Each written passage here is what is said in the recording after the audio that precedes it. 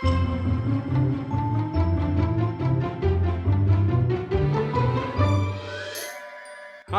I'm Joe. And I'm Digna. Welcome to Relationships. We're a couple having a few.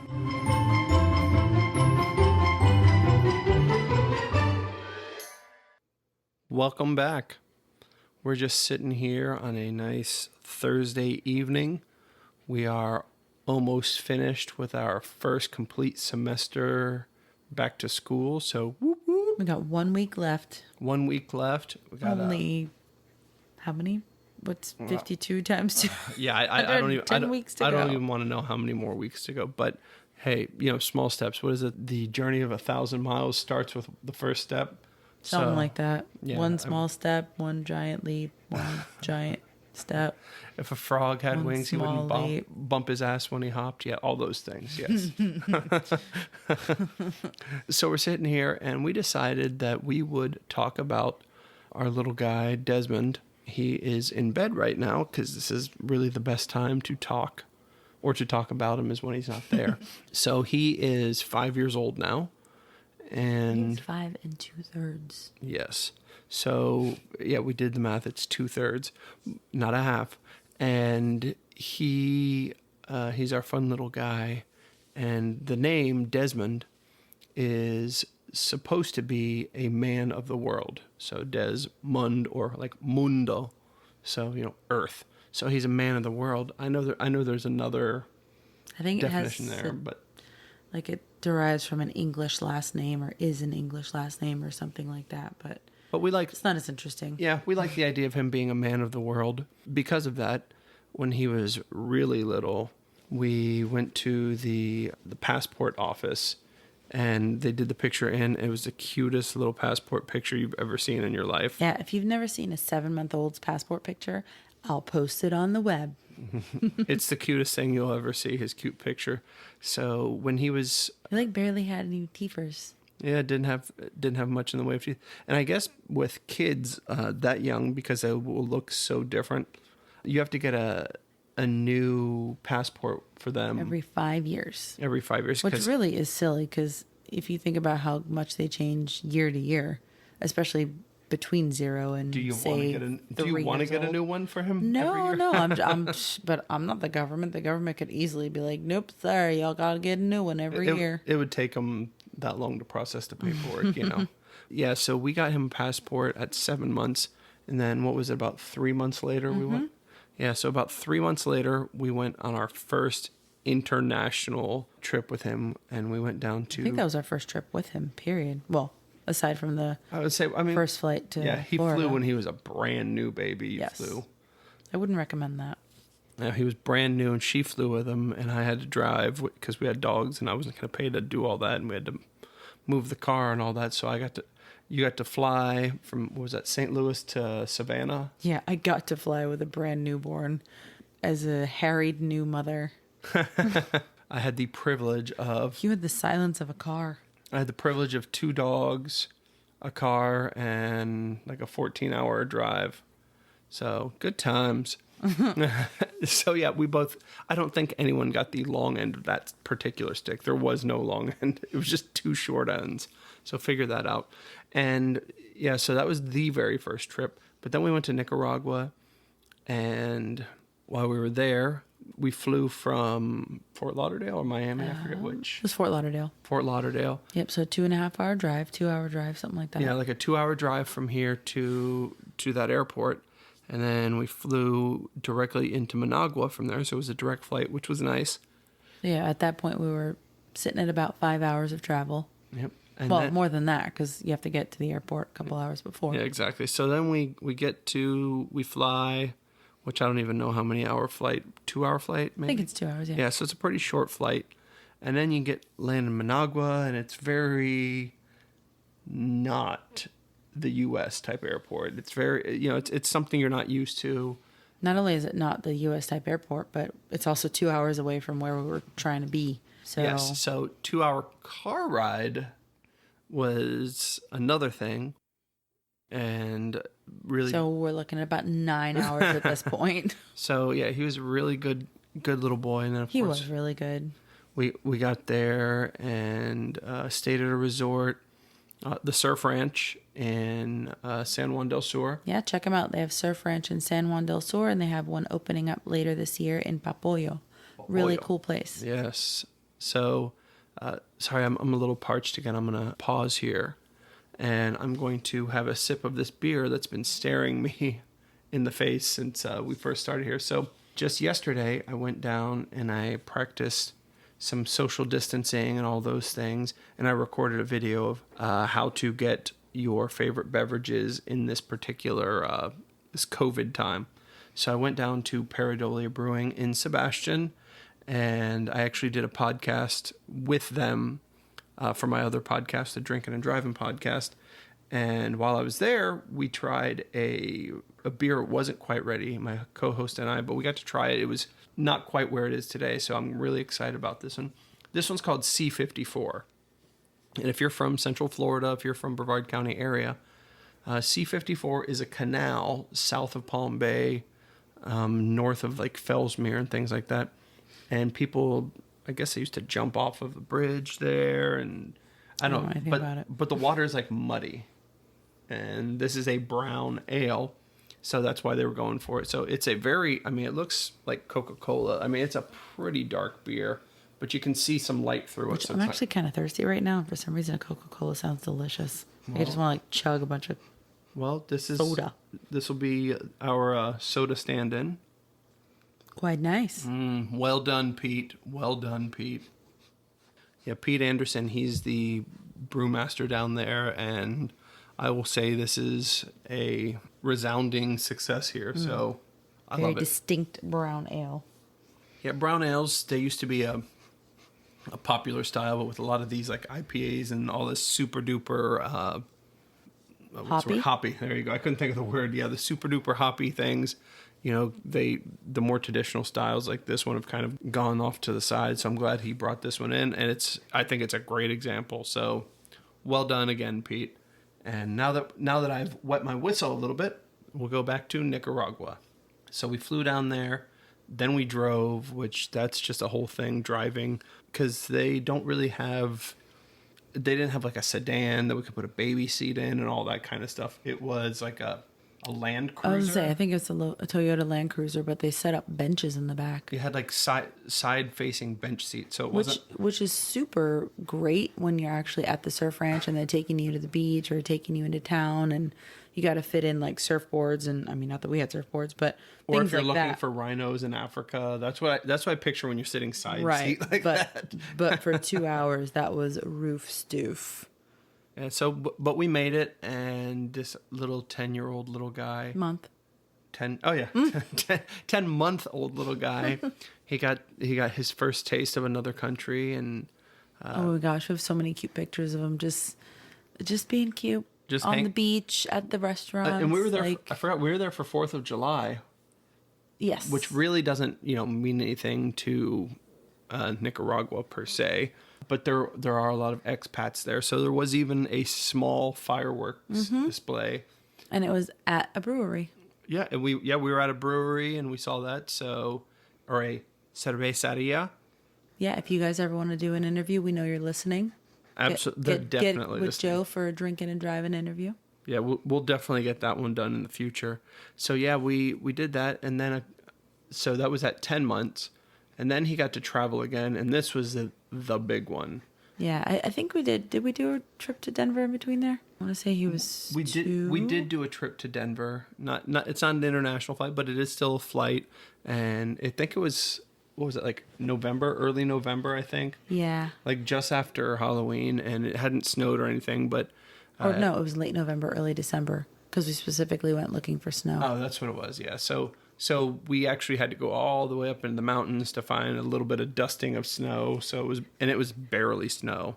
And if you want to see a baby who thinks he likes snow and then absolutely doesn't like to be cold, I'll find that picture too and post it. That's a priceless picture of a miserable little baby. Mad. Yeah, so after the Denver one, then we did make an international trip, and this one was a doozy. The Trans-Pacific flight. And he was as good as you could possibly be. He was better than me. I mean, well, he's better than me. I mean, I had like some sort of sinus Yeah. stuff going on, and it felt like my eardrum was being stabbed by an ice pick. So I was in pain for one of the legs of the flight, and it was feeling bad. But we were in the process of potty training, so he was near 3 years old, or right around the 3 years old, and we were in the process of potty training. We hadn't changed a poopy diaper in forever, and so that was a blessing, because I didn't want to be on a plane and changing poopy diapers, because we went to Singapore, and what was that? We went to Singapore. It's over 24 hours, right? I think it was right at. I want to say it was like 23 and change, but that was just airport time. So that wasn't, getting to the Orlando airport 3 hours early, getting to the Orlando airport, which is an hour, So by itself that's 4 hours, and then, on the way back, basically having to do the same thing in reverse. So yeah, it was 23, I believe, hours of just travel in airports. And then the way we left was actually kind of cool. So we left from Orlando, and then we flew to like DC or somewhere. Yeah, DC was our first step. Yeah, I don't remember the specific stop. Layover. When in doubt, Bam. Use a different word. Layover. So that was our layover, and from there we flew north and north and north. So we actually flew like up in the Arctic Circle. Arctic Circle. I always do over that. the North Pole. Yeah. When in doubt, use a different term. waved at Santa Claus, and you fly north till you can't go north anymore, and then you start heading south. So it was very cool. You could actually see like ice packs, and it was by cool, I don't mean literally it was cool. Like obviously it was cold, but it was amazing to see. It was kind of scary. Well, the map said that it was ocean, and all you could see was ice. Mm-hmm. Yeah, so it's called Icen. Yes, so that was the ice cap, and when we flew north, and then we started heading south, because that's the only way you can go. It was over Russia. Mother Russia. And so Russia, not a small place. So we were flying over Russia. Neither Russia nor China. For many hours, and finally we had our final layover in China. And was that Beijing? It was Beijing, and you say final layover, but that leg was from DC was 13 hours, and then we still had 7 hours to go. Well, and then the thing that really got me was, once again, we have at this time, like 3-year-old kid, which he did not poop at all on the plane. So that was amazing. I kept bringing him to the bathroom to go pee and all that stuff. Like every time one of us had to go pee, so she had to go, we'd take him, she'd take him. If I had to go, I'd take him. So we were really making sure. So we didn't even have a pee accident or anything. So that trip right there, just being on the plane, that's what finalized the potty training, I think. Yeah, he was pretty much potty trained after that. Even in Singapore, I don't think we had to deal with anything. It was amazing. The absolute worst part of flying with a small child for that long is the same problem that I have. I can't sleep on planes. I've never actually tried taking anything to see if it would help me sleep. But just on my own, I can't sleep. I can't get comfortable. I'm too hot or too cold. My neck has a crick, or my legs are numb, or my hands have gone tingly, or something stupid. And jet lag. And too. I get jet lag because I can't sleep. Even if I tried to sleep at, the appropriate times, to keep your whatever rhythms going. But I couldn't sleep, and neither could he. He could not get comfortable. He would put his head in my lap, put his feet in Joe's lap, or sit in my lap, and I would try to hold him. Or honestly, I don't know why I never put him on the floor. I'm not even kidding. I don't know why I never thought about that. I just thought about that. I should have just put him on the floor, like on some blankets, laid him at least flat, and then I could have just put my feet up on his chair or something like that. So me not being able to sleep means my eyes are red and I'm going a little bit like mentally incapacitated and numb, where he can't sleep and he is just sobbing sobbing. Poor little guy was and bawling. He was miserable, but like I said, he was so tired that you're walking up and down the aisle with him, holding him. He would fall asleep on your shoulder, crying and then suddenly wake up crying, and you just couldn't get him to settle, and that was bad. Yeah.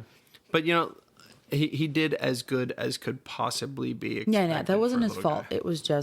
That was just a hard moment. That was just the situation. So we flew there, and like I said, went to Beijing, and then from Beijing, that was the layover was like just over an hour. It was like ridiculously short. It was ridiculously short, but also we had to. Did we have to go back through security? We had to go through like their version of TSA. Yeah, we didn't get our bags or anything, so it's not like we left and had to go through customs or anything like that. But we had to, yeah, like you said, go through their version of TSA. It was very strange. Yeah, so that was. So it was like going through security. You've got to empty your bags. You've got to take your shoes off. You apparently can't have any snacks. Well, you can have them. The coins, but we had to. One. Oh yeah, we had to take out every snack that we had for Des. Like, I understand that in the States you've got to take out liquid-based everything, but this was like take out all food.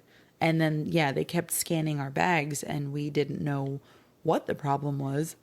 Although meanwhile the time's ticking. Yeah, the time's ticking. It was a really cramped, dark space.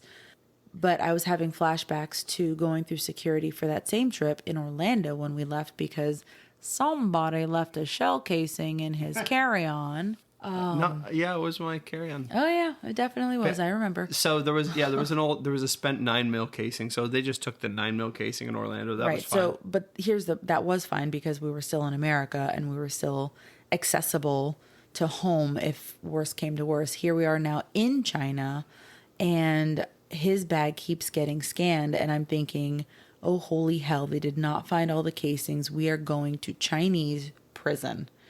Turns out they don't like coins. Our coins looked suspect in the x-ray. Yeah, x-ray, they come up as like these dense, unreadable spots because they're chunks of metal. So I guess they don't have coins. Apparently not. So we had to dig all the loose change that was. No, we had to take everything out of his carry-on. Everything, which. Well, we had to find all of these coins, and then ran it without. Yes. And had to show them in my hand. Meanwhile, time is still ticking. So we somehow made it, and once we finally got through their version of TSA, we were sitting there and finally got on the plane, and that was a huge relief. But then that was the leg that my earache was happening, and almost the whole trip from, which was like 7. It was a 7-hour flight. Yeah, 7 hours from China to Singapore. So that almost entire flight, I felt like I was being stabbed in my ear with an ice pick. So yeah, there was no relief because the first leg from DC to China was Joe could sleep but wasn't able to because Des wasn't able to sleep, and so nobody got any rest. And then the leg from China to Singapore, Des passed the hell out. He was so exhausted that he slept, I think, 6.5 of the 7 hours, which did not bode well for us later. But yeah, so he finally fell asleep. I was like, okay, I'm gonna get a little rest. And then Joe was like, not near tears or anything, but we'll call it near tears, just in pain for 7 full hours. Uncomfortable to say the least. Oh, you were kind of whining about it. I was just hoping. I was honestly hoping that something would happen, like pop, just so that the pain would like. He would have been happy with blood dripping down his ear. I expected that it was gonna happen. Like I just expected something to happen, but it never did.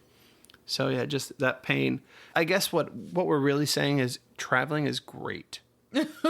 Life is about the journey, not the destination. Well, the destination was actually better than the journey in this particular case. But I will say that's a very ambitious flight for a small child. And even without the child, it's an ambitious flight. But the small child, that definitely amplifies it. If I had it all to do over again, we did it and all that stuff. But if we had a choice of where we were going, I would go north or south, not so much east. See, and I'm foolhardy or whatever, that you know how the whole like, oh, moms forget the pain of like childbirth and all that, and that's why there's multiple kids and families and all that, and why women go through it more than once sometimes. I kind of feel the same way with the travel. Like, I know it was bad.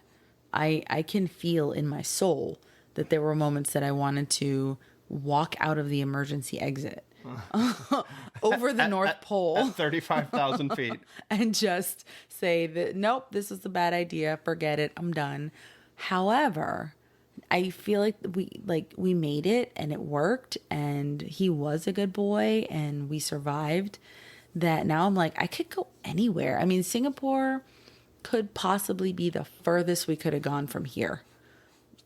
Like, yeah. I mean, once you've traveled 24 hours, I mean, mind you, I know that there are variations of flights where, you know, you've got a super long layover or something like that and your whole journey could take 48 hours. But we took the shortest route there. We had minimal layovers, longest legs of flights, and it was still 24 fucking hours. So at this point, I'm like, anywhere else is just closer. I'm looking at a map right now, and I'm thinking... Once you go as far as you can go, you really can't go any further, so... Yeah, every single trip would be shorter, so it would be that much easier. Plus, he's older now, and some days I think that would work in our favor. Some days I think that would not work out so well. I think for a flight like that, I think it would be perfect. But, you know, I mean, we'll probably... I don't know. There would be a lot of, like... But Mom, but Dad, Mom, are we there yet? There was none of that when he was 3. He's not even like that. His voice is way cuter. You're right. He doesn't. No, it would be. Actually, are we there yet? Has been 3 hours yet? Boris, who are we gonna see again? I forgot. Where are we going? I'm hungry. I have to poop. Can I have a snack? Can I watch TV? And honestly, he probably would. You know what? We just put TV in front of him. It would be yeah. No, I just thought about that. It would be the best trip ever because he's so addicted to TV that he probably could watch 24 straight hours and then get to his destination and go straight to sleep. So he wouldn't have had jet lag had we gone now. Right. He would stayed awake the whole time. And yes, because we got there at night. We got there at like 10 o'clock at night and he had just slept for 6.5 hours and then he wouldn't sleep. Then he wouldn't sleep for so many hours. It was the middle of the night when he finally went to sleep and then he wouldn't wake up. It was a good time. It was a really good time. Definitely do that. Yeah, so we'll stick to maybe Europe as far away as we would go, because then you're like 6 hours off. You're not 13 or 12 hours difference. I think it's much more manageable. So those are the only international flights we've been on, or international trips we've been on with him. Yeah, those are the internationals. After that, I believe the next year we did Denver again. And then did we do Denver again and then St. Louis, or was it just Denver one more time? I'm not sure. They start to run together, but yeah, a few times to Denver, St. Louis. And then we went most recently to St. Louis, which was super fun to take him because that's where he was born. We went for our friends Vanessa and Tyler's wedding. Hi, Vanessa and Tyler. And he was stoked to go because, you know, he was born there. He had never been back. It'd been almost exactly 5 years. Probably like 5 years and a couple of weeks since he'd been there. So this mythical place that he'd heard about for 5 years, he now was... The land of his birth. He now was going, and he was just super excited. And it was thankfully a short trip relative to any others in his life. And... it was just a constant, like, look out for the arch. And when he finally saw the arch, you know what? We've flown into St. Louis, in and out of St. Louis a good amount of times, you know, when we lived there. And I've seen the arch in different kinds of approaches. And this was possibly the best approach I've ever seen into the city. And I was so glad because he got to see it. We flew like right over the arch. Yeah, literally right over the arch, right over the river. Boom, there's the arch. And we could see Forest Park and like all these places that we recognized. Yeah, it was really cool. I got an awesome picture of the arch from the flight. I think I texted it to my mom and to Vanessa and Tyler from the plane because we still had Wi-Fi and all that. It was a cool experience and he loved it. He still, I mean, hasn't even been a year since we've been, and he has already mentioned quite a few times, next time we go to St. Louis, when's the next time we're going to go to St. Louis? So I think he had a good time. Good times indeed. Once again, it's that time. Pod decks. poddex.com. They're not paying him, by the way. He just does that for fun. I do that for fun. All right. If you had to teach a class on one thing, what would you teach? I'm so bad at these. I remember teaching, many years ago, I taught Sunday school. So I guess I could probably dust that off. Let's see. We're doing homeschooling with Desmond, so counting. I say rudimentary math, money math. He's getting really good at the counting of change. So something I did last summer, at the end of last summer, Des and I and my grandmother did last summer, was we grew this really big mammoth sunflower in her front yard. And one thing we got to do was take it down, cut it down, dry it, and seed it, which was actually very interesting. I had no clue, I guess. Where sunflower seeds came from? I knew where they came from, but ignorantly, I didn't know how the sunflower seed that we, have as a snack was like situated on the flower. I did not know that big fat piece in the middle was the seeds. Just loaded, yeah. Yeah. So, it would be a quick workshop, but I would teach how to seed a sunflower. Seed extraction from sunflowers. Yes. Seed extraction 101. Specifically from sunflowers, because can't help you anywhere else. No, I can do milkweeds. I know how to do that. There you go. So there you go. Some basic seed collection horticulture class. There you go. There you go. So I will stick with counting change and making change class for 5-year-old.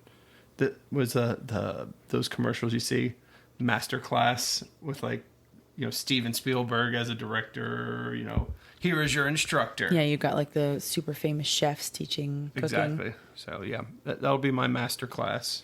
It'll be counting money. So let us know about your guys' travel. We'll say if you have travel nightmares, those would be fun to hear. Mishaps, successes. Successes would be even better. And what kind of class would you teach if you had to teach a class?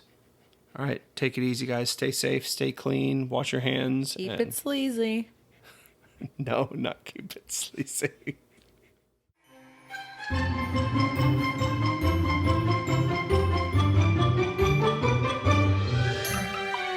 This has been a Getting to Know Brews presentation. Music provided by purpleplanet.com. That's purple-planet.com.